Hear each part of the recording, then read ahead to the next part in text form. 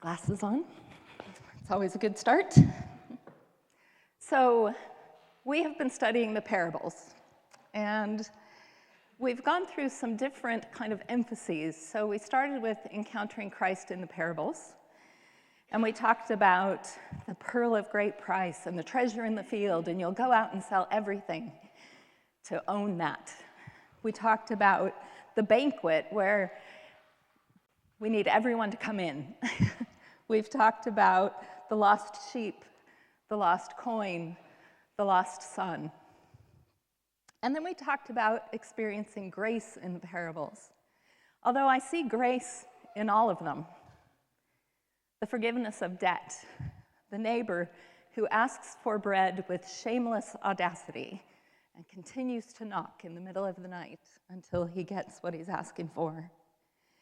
And Lazarus and the rich man, which Luke talked about last week. And today we're kind of moving into a different emphasis, which is expectations of discipleship. Don't have that up there. What? Oh, that's Molly. Molly didn't get the right slide up there, so sorry. But we really are going to go on to expectations of discipleship, even without the slide. But in each of these, I see grace. I see grace as we experience Christ. I see grace as we experience grace. I see grace in the expectations for discipleship. Grace is a thread that runs through all of these stories.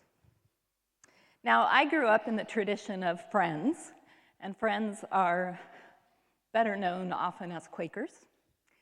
And I attended a Quaker university. I went to seminary at a Quaker school. I am a recorded, we would say, Friends minister, which would be ordained. I don't have a record contract or anything like that. And the parable today reminds me of a story about early Friends. So early Friends, the movement started in the 1600s, and they kind of started as a reaction against the Church of England, as many movements did at that time. And early Friends were committed to simplicity, and many still are. It was one of their distinctives. Ironically, this led to the creation of rules. So we Quakers once tried to curb pride in our members by legislating the precise length of skirts and sleeves, the exact style and cut of coats and dresses. Buttons were sinful because they weren't just useful, they were decorative. Men, you might have liked this, men didn't wear ties because ties are decorative. Gray was the standard color, which would have I'm really glad I wasn't alive then. Collars were square. Coats were fastened together with invisible eyes and hooks because, they're utilitarian and not decorative. The minutes of business meetings from that time are full of rules and regulations about how we dress simply. And they're also full of action taken against those who offend. It should be noted that ugliness did not diminish pride or eliminate it. Many people took pride in their ugliness. I am more ugly than all of you. Other wealthier friends would go to Paris to find the right shade of gray in a material that would be sufficiently elegant to show their status in life. And this reminds me of today's parable. So we're going to read from Luke 18. We're going to start in verse 9, which should be up there. Jesus told this parable to certain people who had convinced themselves that they were righteous and who looked on everyone else with disgust. Two people went up to the temple to pray. One was a Pharisee and the other a tax collector. The Pharisee stood and prayed about himself with these words: God, I thank you that I am not like everyone else. Crooks, evildoers, adulterers, or even like the tax collector. The tax collector stood at a distance. He wouldn't even lift his eyes toward heaven. He struck his chest and he said, "God, show mercy to me, a sinner." I tell you, this person went down to his home justified rather than the Pharisee. All who lift themselves up will be brought low, and those who make themselves low will be lifted up. In 1 Corinthians, Paul talks about the gospel being a stumbling block. It says, "We preach Christ crucified, a stumbling block to Jews and foolishness to Gentiles. For the foolishness of God is wiser than human wisdom, and the weakness of God is stronger than human strength." Paul Tillich, who was a 20th century theologian, in reference to this, to the gospel being a stumbling block, he said, "The danger is stumbling over the wrong thing." There is something similar occurring in today's parable, so we want to take our interpretive steps with care. Luke describes this story as a parable. And what is a parable? We've been talking about them for weeks. What is a parable? Luke's given us a definition. You really should know it by now. Anyone? Parallels. A story with a moral, with a hidden meaning. Yes. A provoking story, yes. The stories, what's that? Layers of meaning, and that is so true. The stories that Jesus told taught spiritual truths. And they used symbols, and they used veiled language, and often people did not understand. And it would say, unless you have ears to hear and eyes to see, you may not understand this. And often they would go away from the crowd, and the disciples would say, "What in the world was that about?" Maybe not quite like that, but that's what they meant. And the story today is more straightforward than that, although likely fictitious, but it kind of gives us two mindsets about worship. And it's deceptively simple. From the very beginning, Luke clues us in to exactly who he's talking about and what Jesus is doing there. This isn't like some of Jesus' other parables. He starts it by telling us who he's talking to or who he's talking about, and it gives us a kind of a peek into the hearts of the people who are listening. He describes these people two ways. Some who convinced themselves or trusted in themselves that they were righteous, and others who treated others with disgust or contempt. Jesus' primary target audience thought they were as holy as they needed to be, and that somehow God owed them something for their good works. Now, this parable, if we do our homework, puts us in something of a bind, because at face value, it's written so that we will be drawn to the tax collector. I identify with the tax collector due to his demonstration of humility, as opposed to the Pharisee who displays moral superiority. Be humble like the tax collector, and don't be haughty like the Pharisee, and you will be justified before God. Simple, right? But it's difficult to avoid interpreting this parable in this very straightforward way, because the drama of the parable is just so straightforward. And we know that Pharisees regularly are cast in this light of Jesus' opposition, and we will easily judge the Pharisee to be self-righteous. In fact, the word Pharisee has come to define hypocrisy. I have a definition, I think, if Molly put the slide together. There we go. Pharisee, a member of an ancient Jewish sect, distinguished by strict observance of the traditional and written law, and commonly held to have pretensions, or as we Irish would say, notions, to superior sanctity, or a self-righteous person, a hypocrite. Now, there are a lot of problems with this traditional interpretation, the main one being that we will commit the same offense that the Pharisee did as we thank God that we are not like the Pharisee. The Pharisees of the first century were not legalists who were trying to earn God's favor. They were a Jewish movement that emphasized the importance of obedience to the law of Moses. And living in accordance with the Torah was a way of making God's benefits visible to everyone, to all who were Jewish.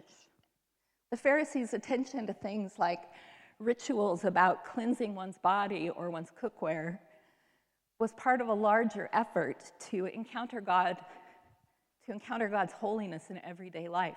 And don't we want that? Every moment holy? The priorities of the Pharisees aligned with the notion of Israel as a holy, set-apart nation. And in the first century, the Jews were living in subjugation to Roman rule. They were dispersed throughout the Mediterranean world. And Pharisees were kind of what held them together. They were the theological elite. They were the trusted theologians. They were preachers and teachers and highly respected in their communities. The historian Josephus mentions that in this time of Jesus, in the years before and the years after, there were at least a dozen others who came claiming to be the Messiah. They led insurrections. They were crucified as well. And we know the name of one of them. That was Barabbas. When Pilate offered to release a prisoner, he thought they would ask for Jesus, and they asked for Barabbas. So the Pharisees really had reason to question Jesus, as we would do today if someone showed up here and said they were the Messiah. But contrast them with tax collectors, Jews who have colluded with the oppressor to collect taxes on their behalf, to fund the military machine that Rome had going. They extorted money from their fellow Jews beyond the already oppressive taxes, and they grew rich off of the grift. They were held in contempt in their day. They were the lowest of the low. They defied the Mosaic commands against extorting and oppressing their own people. Jesus often used contrasts like this to shock us and to surprise us. And this is no exception. On the one hand, a revered spiritual father and a pillar of the community. On the other, a lowlife who is distrusted and avoided because he was known or least assumed to take advantage of his poor neighbors and fill his pockets.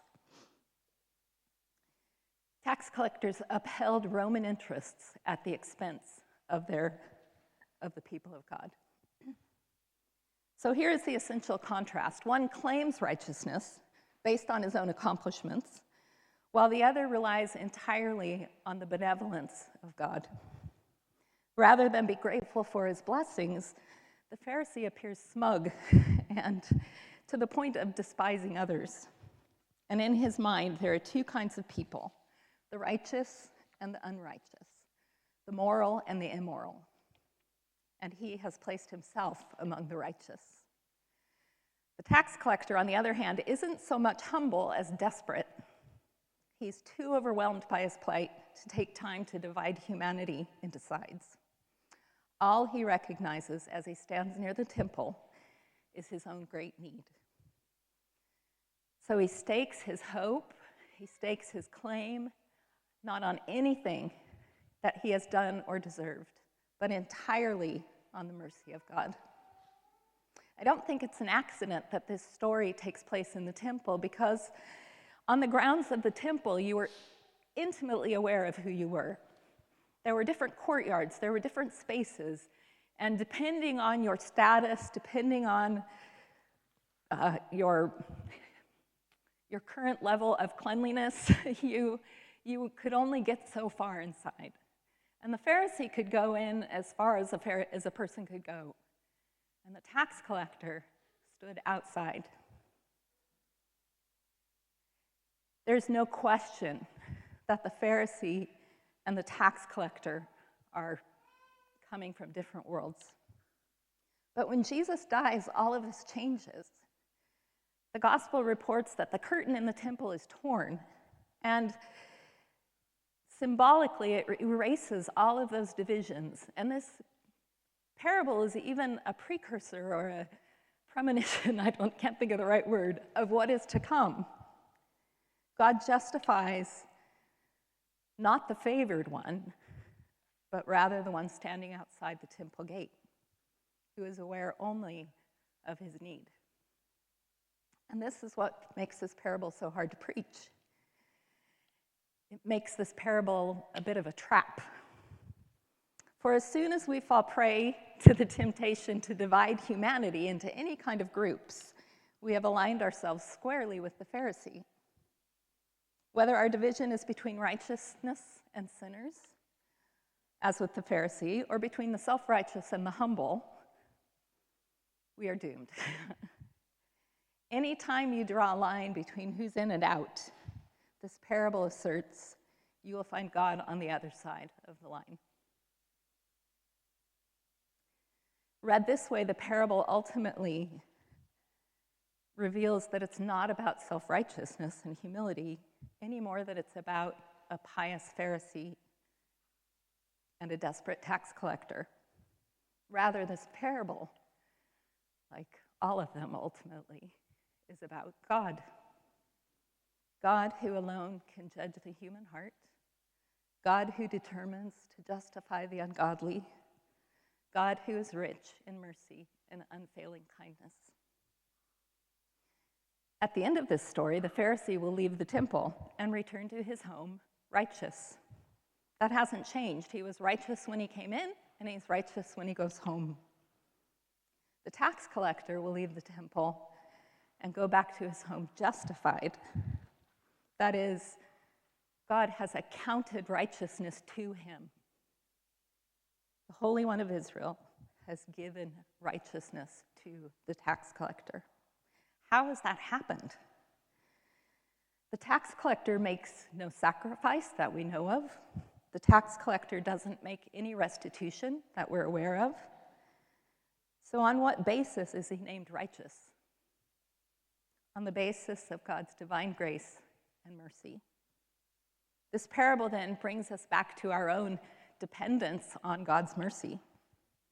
And if I'm looking at the Pharisee, my eyes are in the wrong place. And if I'm looking at the tax collector, my eyes are in the wrong place.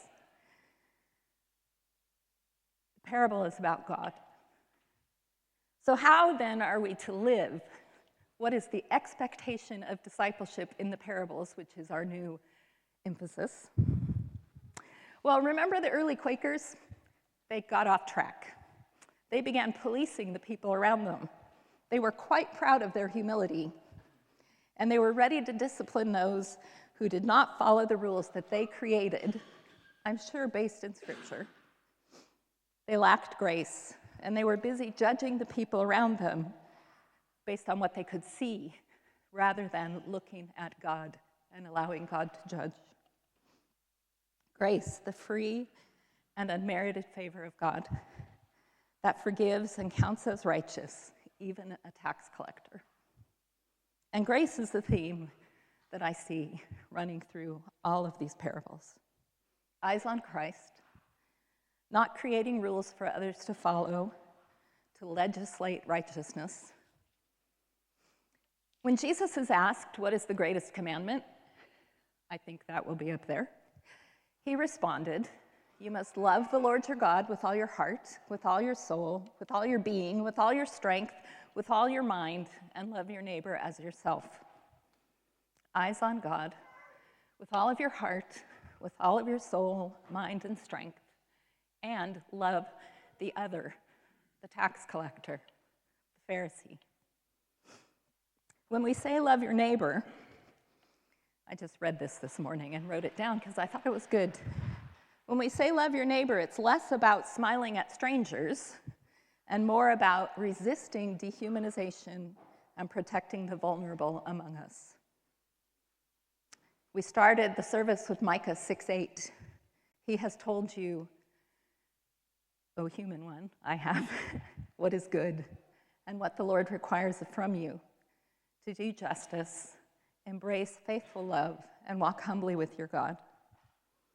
If we can forget only for a moment our human-constructed divisions and stand before God aware only of our need, then we too are justified by the God of Jesus and invited to return to our homes in grace and mercy and gratitude. And we go out and offer that same grace to those around us. Do justly, love mercy, walk humbly with your God. Lord, your mercy is so great that you look beyond our weakness. Teach me to extend that same grace to those I meet each day.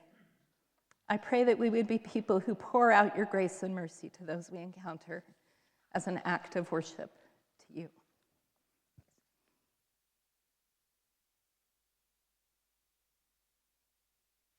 Thanks, Kathi. Should we stand?